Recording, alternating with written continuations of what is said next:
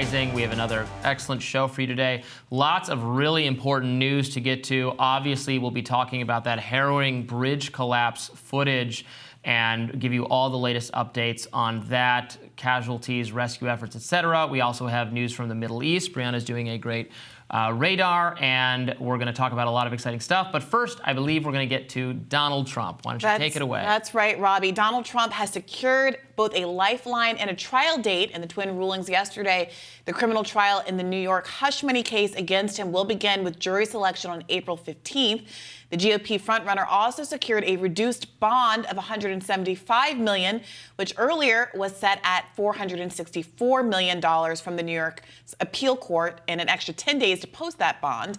New York Attorney General Letitia James said in a statement that even with the appellate court ruling, quote, Donald Trump is still facing accountability for his staggering fraud, unquote. Let's listen to what Trump said after the court hearing. This is all about election interference. This is all Biden-run things, meaning Biden and his thugs, because I don't know if he knows he's alive. And it's a shame. It's a shame what's happening to our country. This is election interference.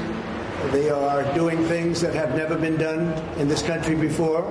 We've never had anything like it, certainly not at this level, but we've really had nothing like it that I've been able to find. It does happen a lot in third world countries, banana republics. It could also make me more popular because the people know it's a scam. It's a Biden trial. This is a Biden. There is no trial. There's a Biden trial. Additionally, Trump's social media platform, Truth Social, surged nearly 30% pre-market in the first day of trading on the NASDAQ. Shares of Trump Media and Technology Group, Truth Social's parent company, were trading around $65 before the market opened today. Now, the company's market capitalization is approximately $2.7 billion. Trump himself owns 58% of the shares in the company, placing his stake at more than $5 billion based on early trading on Tuesday. All right, that's some good news for Donald Trump. Now, I know there's some, speculation and skepticism about whether or not that valuation is really accurate and whether it translates into real money for Donald Trump. But certainly having the bond diminished so significantly should be a bit of a load off. And additionally, remember, he had until the 25th to pay that bond initially. Now getting another 10 days to come up with the money is good news all around for the Don. Yeah, I tend to think all social media companies have inflated values. So while I don't know that True Social is worth $5 billion, I don't know that Twitter is worth, so Elon paid $44 billion for it. I don't know that it was worth that. They say it's only worth $12.5 billion now. Maybe that's accurate. I don't know how many, is it $100 billion for Zuckerberg's site? None of, these things are all ephemeral, and something new comes along, and I'm just skeptical of it. I would say that the Facebook has distinguished itself in terms of being a real avenue for ad sales. Yeah. Twitter was never that kind of an app, and even under the previous ownership struggled to figure out how it was going to monetize itself. Its value has always seemed more, frankly, cultural in nature than pushing ads to people the way that some of these other apps are designed to do.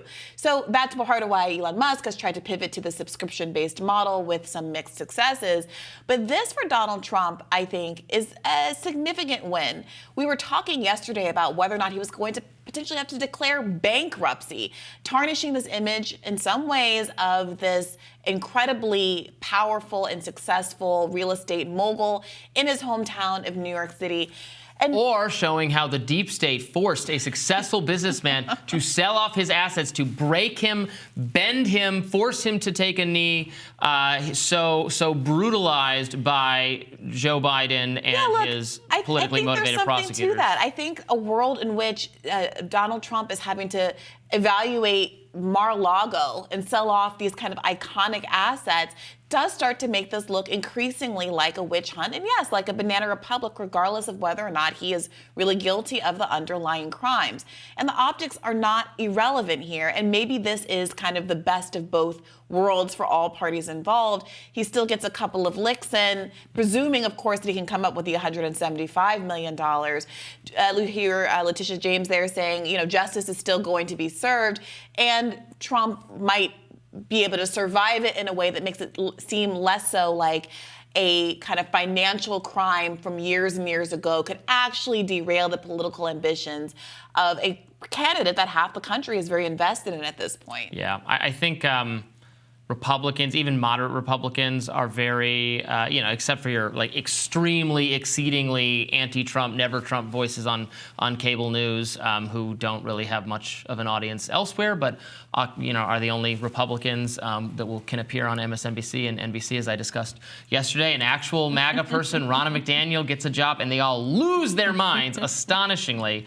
But outside those people, I do think the perception among Republicans, again, not even just of Trump-obsessed people, is that this one is more unfair, or it was just them trying to find something to get him on, versus the election stuff, which even people who do like Trump otherwise have clearly shown a distaste for his January 6th related stuff that has shown up in the punishments of his handpicked candidates who would not stop talking about 2020 in their own 2022 elections.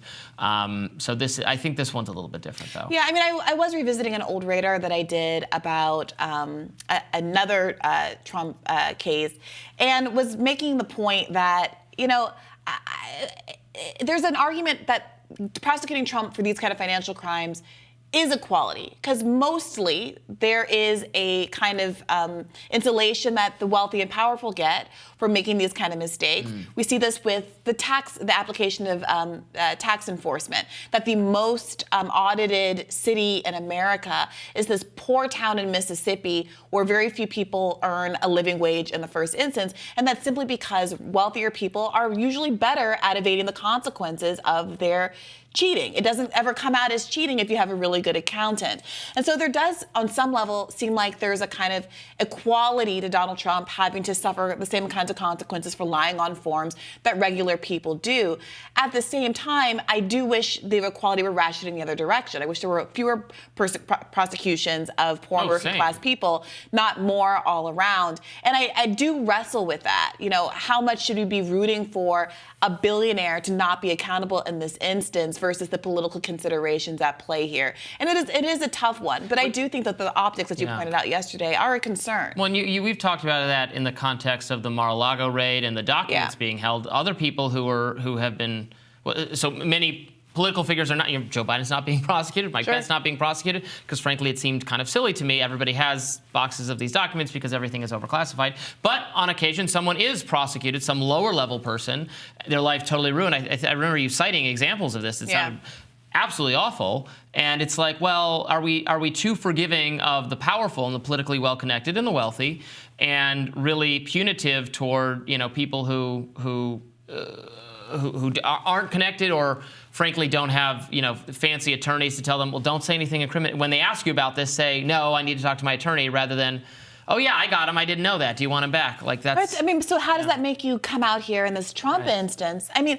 I'm pretty confident in saying that if he weren't running for president, I would be shedding no tears at all for him having to pay this judgment, right? If he, say, had been president but weren't running again in this term, or had just continued on as a popular game show host and celebrity mogul, then this would all feel kind of right and just. The only thing to me that I think militates in the other direction slightly is this kind of banana republic-esque aspect of whether or not you really are trying to drain a leading presidential candidate's coffers, because you can't beat him fair and square.